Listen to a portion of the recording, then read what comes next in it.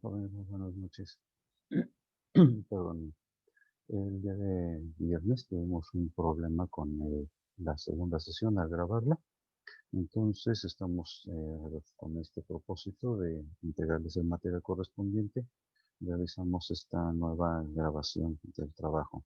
Y en el tema que teníamos orientado en ese momento es precisamente principales procesos explicativos del proceso salud-enfermedad, que en algún momento lo vamos a encontrar abreviado con estas siglas PSE, Proceso Salud Enfermedad.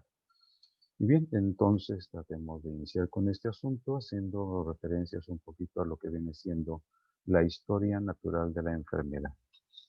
Todos hablamos y sabemos del proceso de salud y también del proceso de enfermedad. Correcto. Entonces, ¿qué es lo que tenemos? Que cuando hablamos de la historia natural de la enfermedad, es precisamente ese curso que sigue el proceso patológico, el proceso morboso de la enfermedad, y que en donde no, vamos, dejamos que avance sin que intervenga de ninguna manera algún profesional para controlar, mitigar o resolver el asunto. Es decir, de inicio, partiendo desde el momento en que encontramos a la persona sana, hasta que pues se llega a las consecuencias, según veremos precisamente en este esquema que nos han dejado los investigadores y en el que ahora trabajaremos. ¿Qué tenemos? Primero tenemos de considerar precisamente lo que se llama o se conoce como la tríada ecológica de la enfermedad, donde tenemos precisamente a tres elementos importantes. Uno que es el huésped, a quien vamos a identificar de manera directa como lo que es el paciente, o sea, el ser humano, la persona, dado que nosotros pues somos profesionales dedicados para la atención de la salud humana. Si estuviésemos estudiando veterinaria, bueno, en el caso del huésped estaríamos hablando de los animales. Si estuviéramos estudiando botánica, pues serían las plantas. Bien, en este caso es el ser humano, en cualquiera de sus dos sexos y los diferentes grupos de edad, independientemente de los roles o actividades a los que esté dedicado en el trayecto de su vida. Otro elemento importante es el agente causal, que no vamos a orientarnos o a pensar exclusivamente en que pueden ser microbios, según también ya lo entenderemos en esta sesión que estamos atendiendo. Por otro lado, tenemos el tercer elemento que viene siendo el medio ambiente, todo aquello que nos rodea y que de alguna manera también tiene su propio impacto en este proceso de la salud y la enfermedad.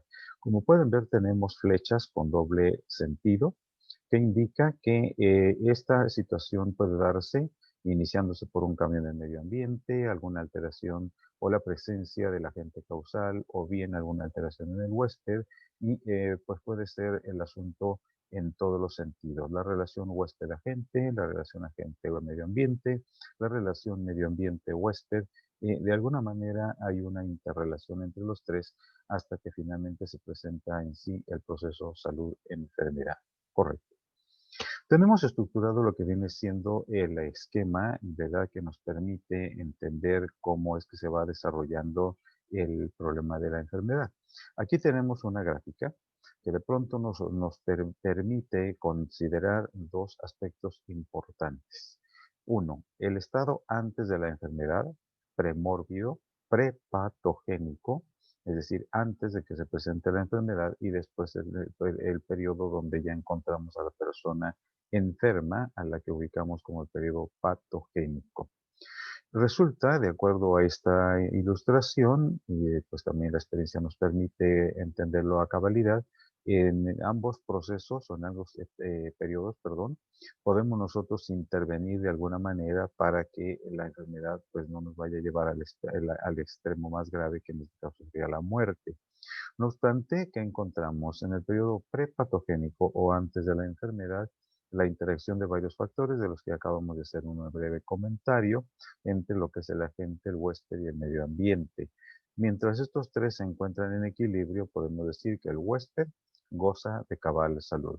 Cuando por alguna circunstancia esto se desajusta, aparece la enfermedad, en donde vamos a encontrar el horizonte clínico desde el inicio de aquellos momentos donde el paciente nos dice, creo que me va a dar, yo me siento mal, no me siento bien, hasta que aparece finalmente ya de una manera florida lo que son los signos y síntomas, aclarando que los signos es aquello que alcanzamos a ver en el paciente.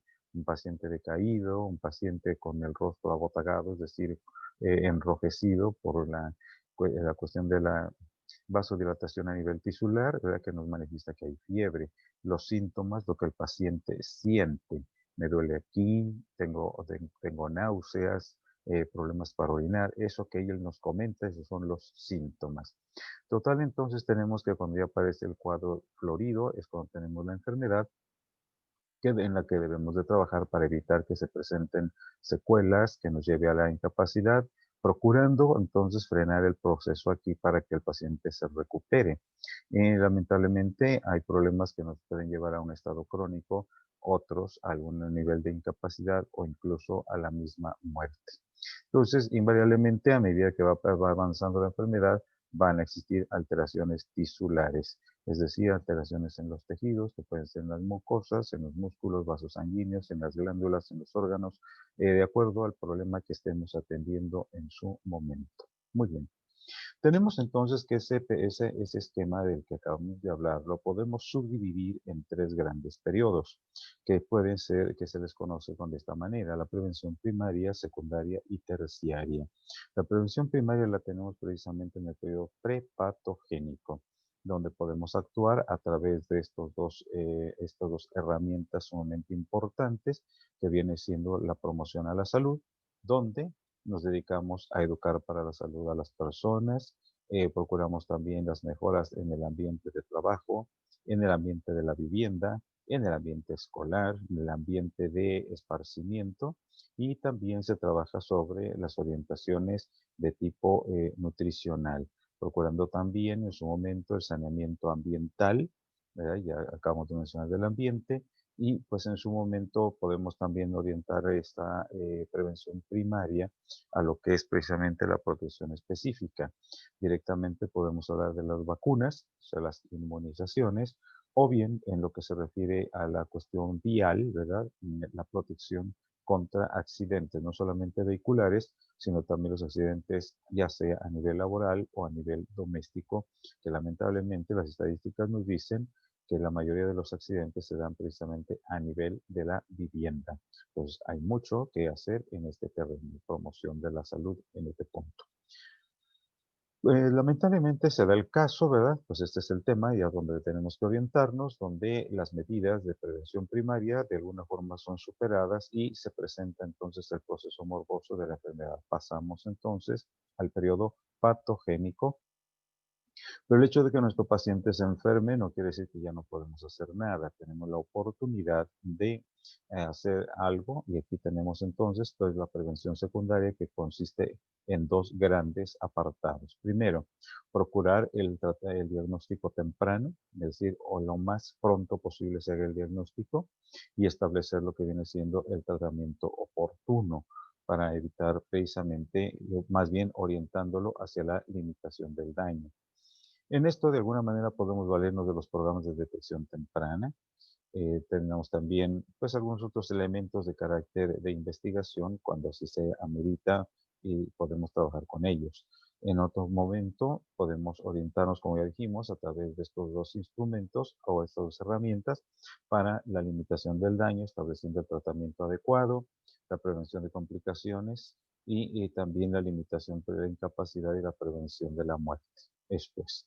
Desgraciadamente, en muchos casos, ¿verdad? A veces por falta de educación, falta de recursos, falta pues, interés incluso del mismo paciente o el apoyo de la familia, y el paciente presenta ya algunas complicaciones y entonces, pues no lo vamos a dejar que muera. De nuestro trabajo está orientado a procurar la recuperación de la salud y tenemos que echar mano de las herramientas de la prevención terciaria, donde encontramos la rehabilitación y se va a trabajar entonces en el entrenamiento necesario para que el paciente pueda mantener la funcionalidad lo más posible y pueda ser reincorporado a la actividad social. Esta es más o menos como está orientado el punto de lo que son los tres niveles básicos de prevención. Tenemos unos ejemplos. Aquí tenemos en este esquema de alguna manera simplificado lo que acabamos de hablar. Periodo prepatogénico, donde tenemos a la persona sana, y el periodo patogénico, donde pues de alguna manera se va presentando la enfermedad con todo su desarrollo. Y ya dijimos, estamos hablando aquí de la historia natural de la enfermedad. Muchas de ellas, lamentablemente, pueden llevarnos a la muerte, otras a la incapacidad o al estado de cronicidad, o bien a la recuperación, que es lo que se procura a través de nuestra intervención. Pues acá tenemos la interacción que se da de los tres elementos de la tríada ecológica: el huésped, el medio ambiente y el agente. Es cuando se produce el estímulo adecuado. Bueno, empiezan los síntomas, los signos, y empezamos a, pues encontramos aquí que nuestro paciente pues ya no se siente bien. Cuando ya aparecen los signos y los síntomas, invariablemente estamos con la enfermedad. Hay cambios tisulares y esto puede ir avanzando, pero si se logra la intervención correcta, pues nuestro paciente ya entra a la convalecencia y pues esperamos la pronta recuperación. Cuando esto no se da, se avanza la cronicidad, la incapacidad y lamentablemente pues puede llegar hasta la defunción, o sea, la muerte. Bien, comentamos que tenemos entonces algunos ejemplos. Aquí queremos trabajar con ustedes. Queremos iniciar con este esquema de la conjuntivitis, que en el caso de lo que tenemos aquí de este documento, pues nos está hablando propiamente de una conjuntivitis infecciosa, ¿verdad? Bacteriana, para fines prácticos. Aquí se nos presenta como el agente. Precisamente hay todos estos microbios: el Staphylococcus epidermidis, Streptococcus pneumoniae, Haemophilus influenza o Moxarella lacunata.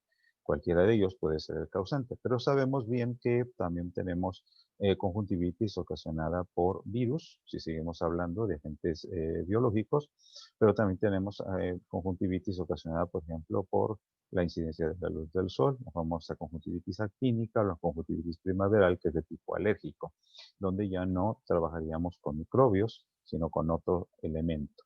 Es una cuestión del medio ambiente.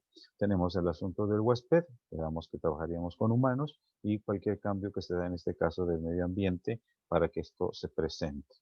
Bueno, como prevención primaria tenemos muchas cosas que podemos hacer para educar al paciente. Se nos enfermó, entramos ya al proceso al periodo patogénico, con el horizonte clínico y con todo su desarrollo. El periodo de latencia, donde como que sí, como que no se enferma.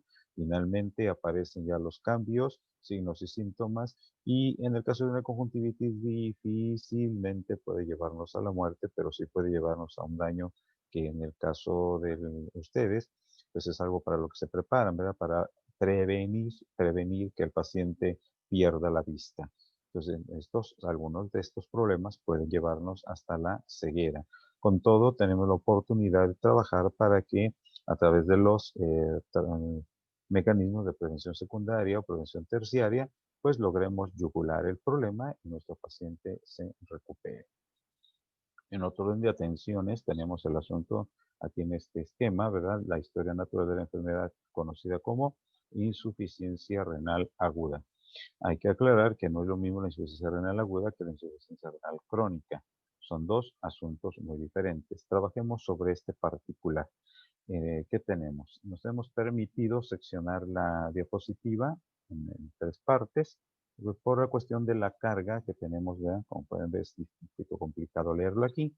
Bueno, el enunciado que nos dice que la insuficiencia renal aguda consiste en un deterioro brusco y sostenido de la filtración glomerular, que se manifiesta inicialmente por la incapacidad para excretar productos nitrogenados y la tendencia a la oliguria. O sea, el paciente está orinando poco, eso es lo que está sucediendo. Bien, entonces hemos hecho aquí una transcripción en el huésped, las características del paciente. Generalmente es un paciente con problema de diabetes mellitus tipo 2 o insuficiencia renal crónica. También tenemos con una insuficiencia ventricular izquierda, hipertensión arterial, que esto puede llevarnos precisamente a este problema.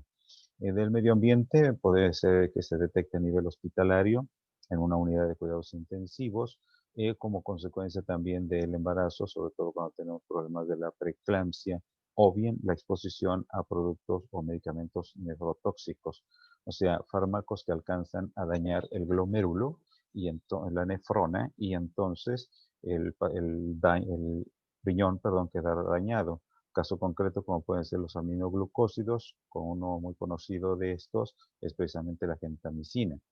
Total, se pierde el equilibrio y entonces vamos al horizonte clínico, donde entramos ya precisamente, podemos prevenir. Sí, claro, hay cosas que se pueden hacer, ¿verdad?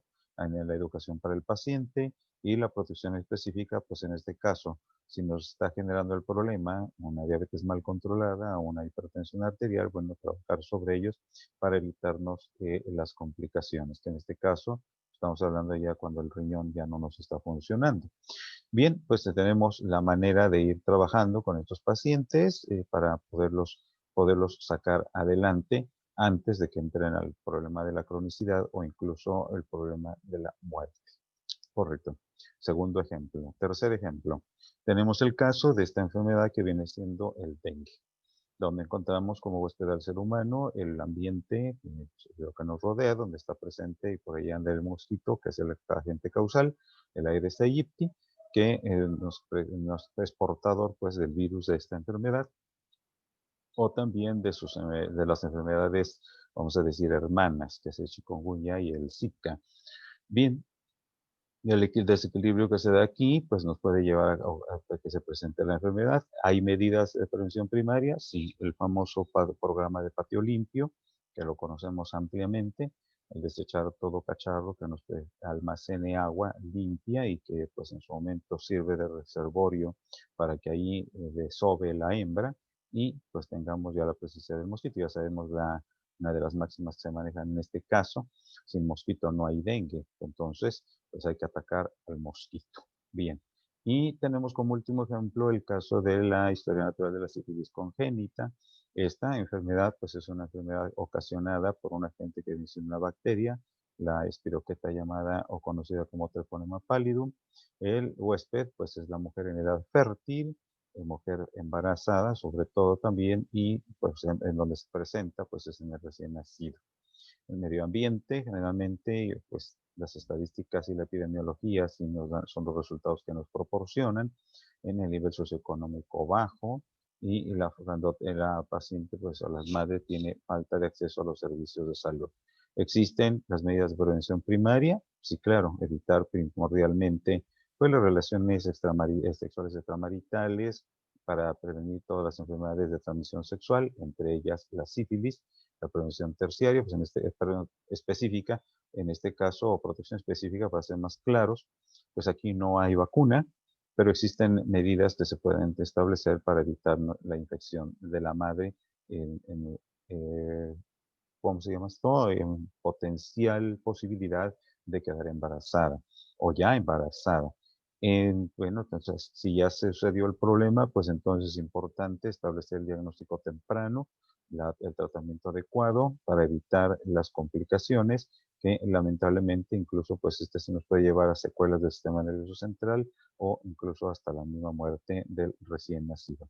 Como ven, esto así de manera rápida, hemos presentado ante ustedes varios tipos de problemas. En el caso inicial que vimos de la conjuntivitis, aquí dijimos que puede ser bacteriana o puede ser por cambios en el medio ambiente. ¿Verdad? En el lado de la bacteriana, pues tenemos también, perdón, por agentes biológicos, bacteriana o viral, que son las más frecuentes del medio ambiente, la cuestión de exposición excesiva a la luz del sol o los cambios climáticos en la temporada de primavera primordialmente. Insuficiencia renal aguda. Aquí no hay propiamente en sí una bacteria que lo llegue a ocasionar. Por ahí existen ciertos problemas que se llegan a dar como una consecuencia de una amigdalitis maltratada en los infantes y amigdalitis causada por el estreptococo beta hemolítico. O sea, hay un proceso infeccioso que puede llevarnos a esto, que no es el único. Solamente, bueno, mencionamos este, de la amigdalitis. En el caso del dengue, pues es lo que se llama una arbovirosis, donde es necesaria la presencia de un vector. Si el vector no está presente, el huésped queda, digamos, relativamente libre, ¿verdad? O libre. Pero habiendo el vector, entonces el huésped está en riesgo siempre y cuando el medio ambiente también lo favorezca. Y por último, vimos este asunto de la sífilis congénita, donde está presente un proceso, un agente biológico pero donde interviene de una manera muy fuerte el asunto de la clase socioeconómica y la falta de cuidados o de atención a la salud de manera preventiva. Muy bien. Dejamos eso por un momento para que con esto que acabamos de mencionar podamos comprender la siguiente parte de nuestra clase. Causalidad, no casualidad, causalidad. Estamos hablando, lo que en otros documentos pueden ustedes leer como etiología, que es lo mismo, o sea, la causa de las enfermedades. ¿Y qué es lo que debemos entender aquí con esto? Que precisamente cuando hablamos de causalidad, estamos hablando de esa relación que se da entre la exposición a un agente, en este caso estamos mencionando aquí a un medicamento, no porque sea lo único, la exposición a un agente y la aparición del efecto secundario. En el ejemplo que tenemos aquí, se trata de un problema farmacológico, entonces la toma de un medicamento y la aparición de un efecto secundario. ¿Qué puede pasar si tomamos un medicamento? Primero, lo que procuramos es que una vez que lo ingerimos, pues logremos la curación del problema que estamos tratando de atender, cualquiera que fuera. Un dolor, temperatura, una contractura muscular, acidez gástrica, problemas urinarios, no sé, según. Lamentablemente llevamos el riesgo de una complicación, como es el caso de los problemas alérgicos, por mencionar uno de ellos.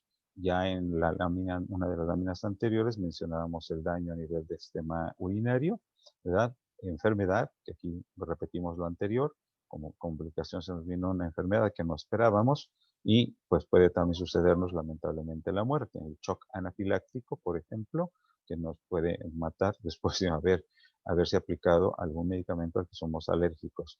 Y pues también, ¿verdad? Aunque no propiamente las vacunas se consideran como un medicamento, pero un efecto que buscamos a través de ellas es precisamente la protección.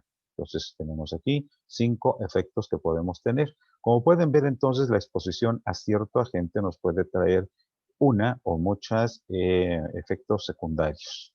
Y en ese sentido, entonces, entramos en nuestra materia a un aspecto importante, que no todas las enfermedades tienen el mismo tipo de causa.